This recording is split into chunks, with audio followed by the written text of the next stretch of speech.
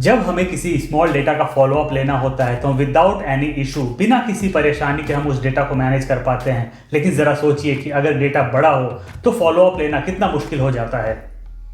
आपका life insurance, bike insurance, medical insurance, medical claim, car insurance और पता नहीं ऐसी कितनी इंपॉर्टेंट चीजें हैं जिनका रिन्यूअल डेट हमें याद रखना पड़ता है। कितना अच्छा हो अगर हमारा ये काम एक एक्सेल फाइल करे और रिन्यूअल डेट आने पर हमें ये बता दे कि आपके पॉलिसीज अब रिन्यू करवाने हैं। आज हम देखेंगे कि ऐसी मैजिकल शीट हम कैसे बना सकते हैं। Hi, welcome to the world of technology. Knowledge has a beginning but no end. मेरा नाम है विजय और आप देख रहे हैं टेक ज्ञान। मैंने एक एक्सेल फाइल बनाया हुआ है जिसमें मैंने कुछ फॉर्मूलाज इंसर्ट किए हुए हैं। उन फॉर्मूलाज की वजह से एक्सेल फाइल ऑटोमेटेड हो गया है। यानी यूं कहें कि मैं अपना डेटा सिर्फ एक बार इंसर्ट करूंगा, इधर मंथ में या फिर ईयर में, और डेली बेसिस पे एक्सेल फाइल अपना कैलकुलेशन खुद करता रहेगा।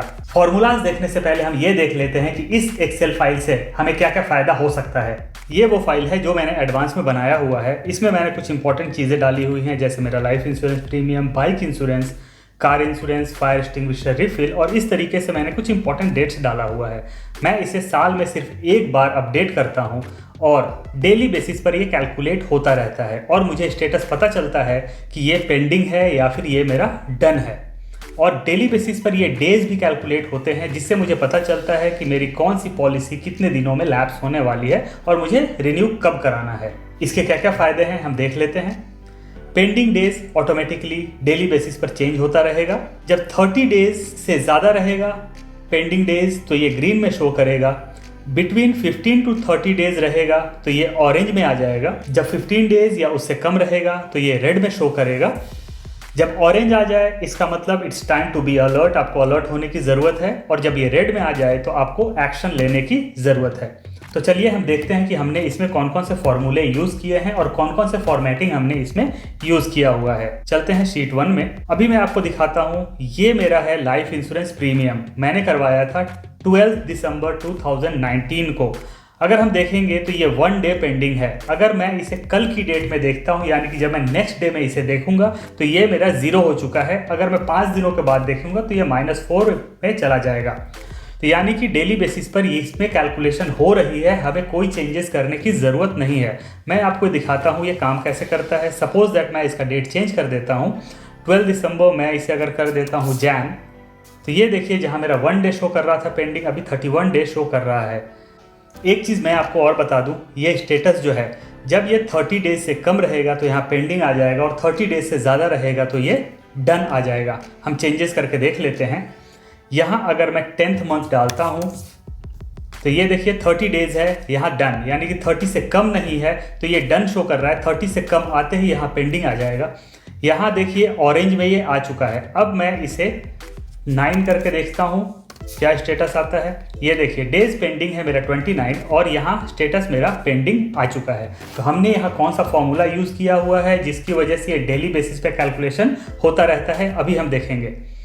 यहाँ मैंने जो फॉर्मूला इंसर्ट किया हुआ है वो है D3 यानी कि जो डेट, जो मेरा इंश्योरेंस का डेट था, जिस डेट को मैंने प्रीमियम लिया था वो डेट है ये 9 जनवरी, यानी कि D। यहाँ मैंने लिया हुआ है D3 + 365, यानी कि 1 ईयर के बाद ये मेरा लैप्स होने वाला है, इसलिए मैंने 365 डाल दिया। इन केस अगर मेरा ये इंश्योरेंस प्रीमियम 2 साल के बाद लैप्स होगा तो मैं इसको 365 × 2 कर दूंगा। तो ये मेरा 1 ईयर का था इसलिए मैंने 365 रखा। तो D3 + 365 ये मेरा इतने दिनों में लैप्स होने वाला है माइनस टुडे। जब मैंने इसे माइनस टुडे कर दिया तो ये ऑटोमेटिकली डेली बेसिस पर 365 डेज में से माइनस करता रहेगा। जब हम इसे 60 डेज के बाद देखेंगे तो वो हमारा 300 डेज ही दिखाएगा, क्योंकि 60 डेज ऑटोमेटिकली उसमें से लेस हो चुका है। तो हमारा ये फॉर्मूला इस तरीके से ऑटोमेटिकली काम करता है, ये एक ऑटोमेटिक शीट हो जाता है। अब हम आते हैं पेंडिंग में। यहाँ मैंने जो फॉर्मूला लगाया हुआ है कि 30 या 30 डेज से ज़्यादा है तो ये मेरा डन शो करेगा और 30 डेज से कम है तो ये मेरा पेंडिंग शो करेगा। तो इसका फॉर्मूला है E3 = 30 डन एंड E3 यानी कि इंश्योरेंस डेट, जो मेरा प्रीमियम डेट है उससे अगर कम होगा तो ये मेरा पेंडिंग शो करेगा। तो ये फॉर्मूला मैंने लगाया हुआ है। उसके पहले मैंने जो फॉर्मूला डाला हुआ है वो है D3 = 0। D3 = 0 मैंने यहाँ पर 0 ये लगा देता हूँ। अभी देखिए यहाँ कोई डेटा नहीं होगा तो ये मेरा ज़ीरो शो करेगा। अगर मैं यहाँ पर इफ़ का फॉर्मूला नहीं लगाऊंगा तो जब मैं यहाँ टाइप करूँगा तो यहाँ फॉर्मूला शो करेगा और मेरा शीट उतना अट्रैक्टिव नहीं लगेगा। अब हम देखेंगे कि जो कलर चेंज हो रहा है डेज पेंडिंग में वो क्यों हो रहा है। तो डेज पेंडिंग में जो कलर चेंज हो रहा है वो हो रहा है कंडीशनल फॉर्मेटिंग की वजह से। देखते हैं, एक बार मैं सारे कंडीशनल फॉर्मेटिंग को यहाँ से डिलीट कर देता हूँ। ये मैंने क्लियर कर दिया सारा।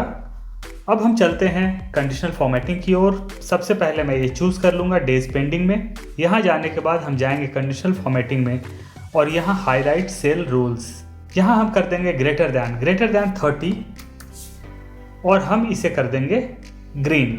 जब ये 30 से ज़्यादा होगा तो ग्रीन शो करेगा। ओके, वापिस हम जाएंगे कंडीशनल फॉर्मेटिंग पे। अभी हम चूज़ करेंगे बिटवीन हम ले लेंगे 30 एंड 16। ये हमारा येलो हो जाएगा। आप जो भी चाहें कलर चूज़ कर सकते हैं। इसे हम चूज़ करेंगे, वापस हम जाएंगे कंडीशनल फॉर्मेटिंग में, हाईलाइट सेल रूल्स और लेस दैन हम कर देंगे यहाँ 16। लेस दैन 16 जब भी होगा तो ये रेड हो जाएगा। ये देखिए, तो इस तरीके से हमारा कंडीशनल फॉर्मेटिंग काम करता है। वापस हम जाएंगे यहाँ पर कंडीशनल फॉर्मेटिंग पे ऑलरेडी मैंने एक वीडियो बनाया हुआ है जो आपको मेरे चैनल पर मिल जाएगा। तो देखिए, ये एक बहुत ही छोटा सा फॉर्मूला था, लेकिन इस फॉर्मूला की वजह से पूरा का पूरा शीट हमारा ऑटोमेटिक हो चुका है। आप अपनी कंपनी का ऐसा शीट बना सकते हैं और बड़े से बड़े डेटा को भी आप रख सकते हैं। आपको सिर्फ एक चीज़ करनी होगी कि आप 15 डेज या 1 मंथ में इस शीट को ओपन करके देख लें, ताकि आपको पता चले कि कितने डेज में वो प्रीमियम या फिर जो भी इंश्योरेंस की चीज़ें हैं वो आपको कितने दिनों में अपडेट करनी है। आई एम श्योर कि आपको ये इन्फॉर्मेशन पसंद आई होगी। अगर आपको ये वीडियो पसंद आए तो वीडियो को लाइक, शेयर और कमेंट करें और ऐसे ही इंटरेस्टिंग टॉपिक्स के लिए चैनल को सब्सक्राइब करें। फिर मिलते हैं एक नए टॉपिक के साथ। तब तक के लिए keep learning, keep growing and be better than yesterday. Thank you.